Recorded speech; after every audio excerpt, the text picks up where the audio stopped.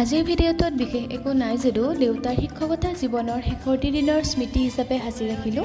আজিৰ দিনটোতেই অৰ্থাৎ 30 জানুৱাৰী দিনটোতেই দেউতাই শিক্ষকতা জীৱনৰ পৰা অৱসৰ গ্ৰহণ কৰিলে।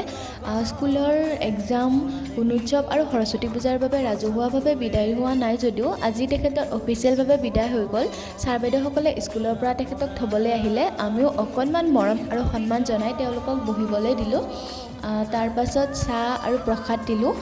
তাৰপাছত ঘৰতে অকণমান মিটিং হ'ল। ছাৰ বাইদেউসকলে সকলোৱে দেউতাক উদ্দেশ্য কৰি অকণমান কিবা কিবি ক'লে। তাৰপাছত মা বৰমাহঁতে চিৰা আৰু দৈ দিলে।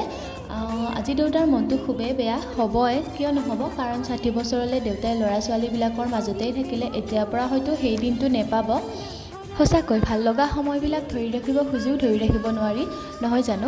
দাদা আৰু মই স্কুলীয়া জীৱনৰ প্ৰথমজন গুৰু হিচাপে দেউতাক পাইছোঁ। দেউতালৈ আমাৰ ফালৰ পৰা অলেখ শুভকামনা আৰু মৰম যাচি আজিলে বাই।